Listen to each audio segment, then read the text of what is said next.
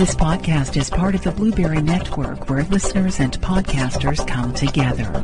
Find out more at blueberrywithnoease.com. The Eat Sleep Right podcast is brought to you by generous grant from the Built on Dreams Media Network, with additional funding by the Sims Media Foundation, and from the generosity of listeners like you.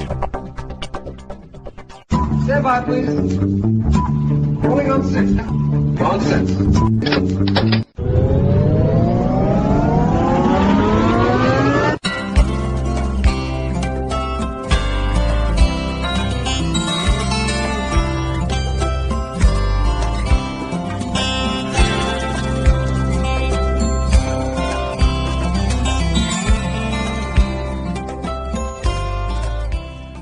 Welcome, everyone, to episode 51 of the Eat Sleep Right podcast, available at eatsleepright.net and downloadable in iTunes.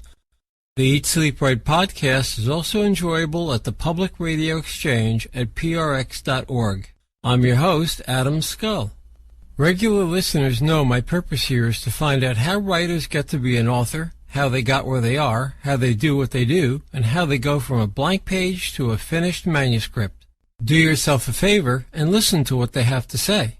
If you've enjoyed the Eat Sleep Right podcast or had your own success in writing, I'd like to hear from you.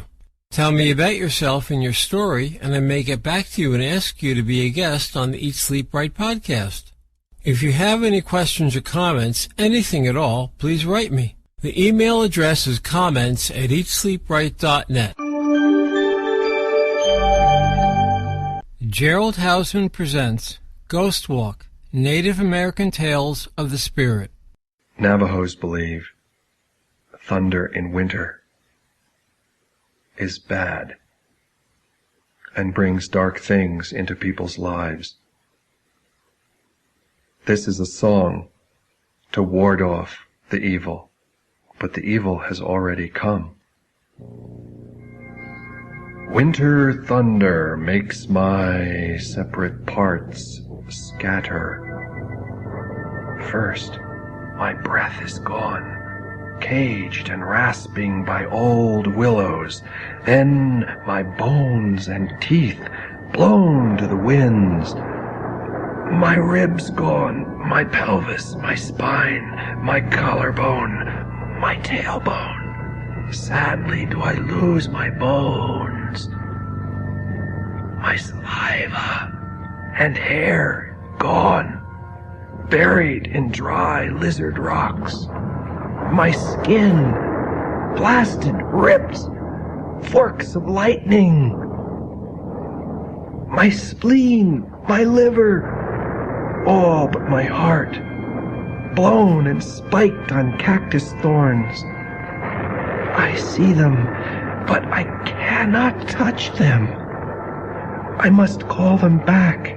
I must beckon them with song, with gifts of pollen. In several whirlwinds they come back. When I stand in the center of my broad cornfield, beautified with white corn, yellow corn, with corn pollen, with grasshoppers, and the 100 corn-carrying beetles. My parts return to me through the tips of my fingers.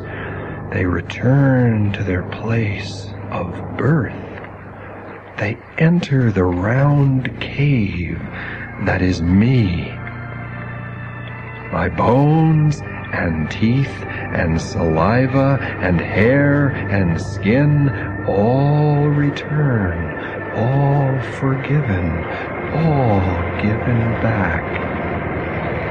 And I ask of them, did you like the places of darkness where winter thunder took you and shook you before you came home? And my bones do not answer back.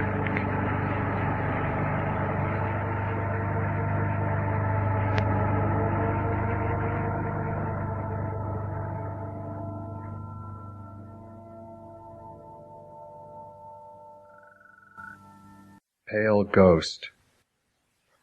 After burning his suit of clothes, Hansen sat in the shade of an ash tree. Soon the ghosts would come. They always did.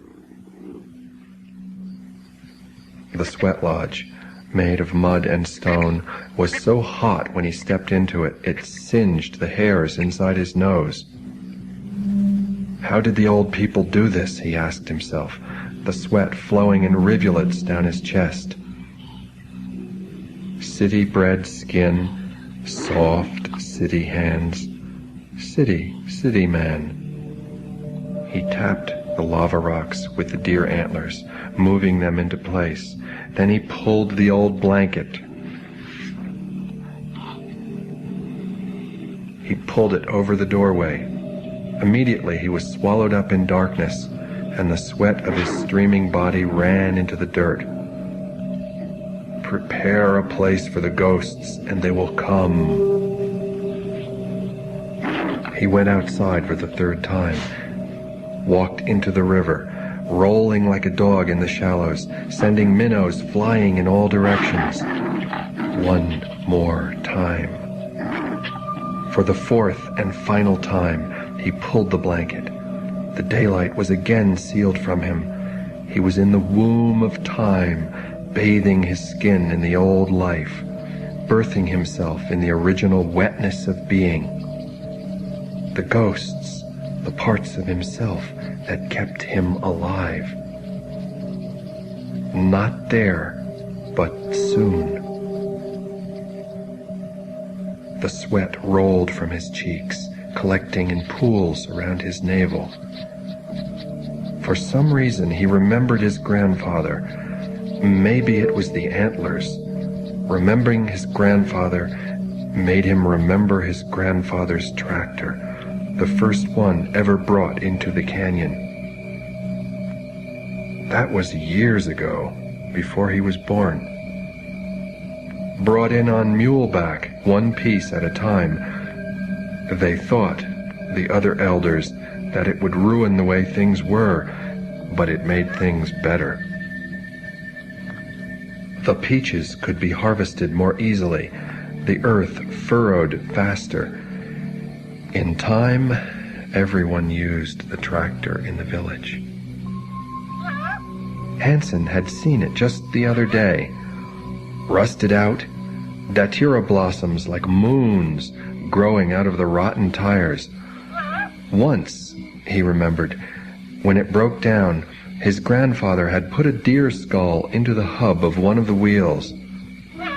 When it broke down for the last time, after his grandfather died, and he was about to go away to school in Lawrence, Kansas, he and his brother put the deer skull back in the hub.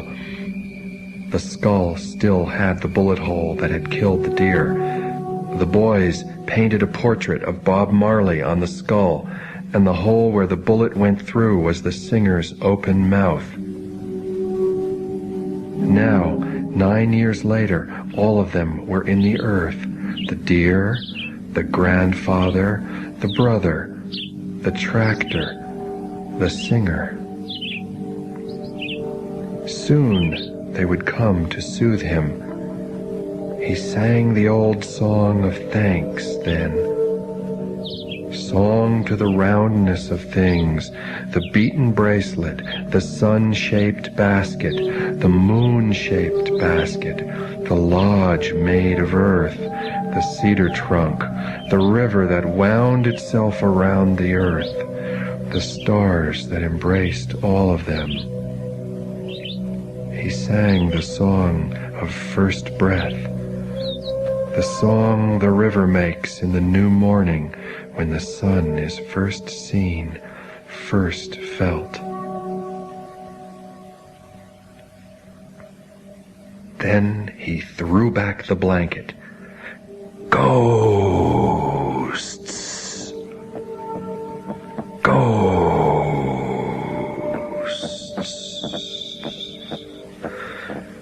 The river cooled his hot skin. He rolled in the shallows for the last time. He came out of the cold into the hour of deception, just before evening, when shadows are being born, the time when warriors strike upon the unwary, the time when the eye is not sharp, the time when things are not separate, the lost time when things are tied together, when one thing becomes another. He stood there in the cracking starlight, and he knew that the cracks were crickets. Crickets and stars. Stars and crickets. Creak, creak, creak, stir, stir, stir. Creak, stir, creak, stir, creaks. Then, listening, he remembered his grandfather's tale of how, as a young boy, he ran 150 miles to see the train pull into the town of Williams. He had not stopped. He had run the whole way. The language, the old words came back to him now in clicks and clacks, like the song of the cricket stars. The language of ghosts. He stood by the river, dry, hot as an ear of roasted corn, dry and songless, trying to remember more, trying to squeeze the juice of memory. The words were like flat rocks rubbed together, and they were like the rushes of yucca, plaited one over, one under, until, miracle, there was a basket. Words, he thought, were like this. Ghosts. At first he thought it was a cloud of pollen on the wind. Grandfather? Alan? Tractor, deer.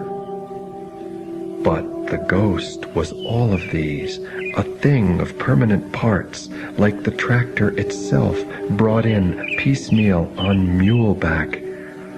Hansen saw quite distinctly his grandfather. He was made out of the blue pollen that rests on ponds. Out of his body came the tractor.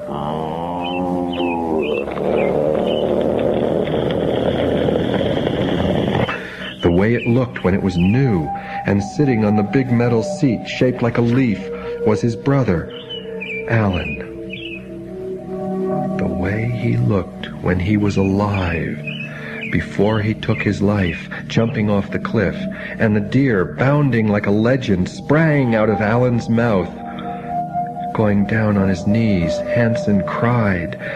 He cried for the missing parts, for the parts that rust in the sun and rain, for the bones that do not stay, for the people that blow away. Lastly, he cried for himself. When he stopped crying, he looked up. Alan was there, his skin like shining pollen.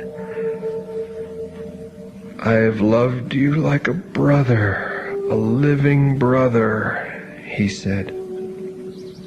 "You are my brother, aren't you?" Hansen asked. "Yes," Alan said. "I will always be your brother." "Have you called on me to tell me something else?" "Yes." And it was Hansen who cried. "What shall I do?" "What shall you do? What you always do. That is what I've been saying all these years." Hansen still looked uncertain.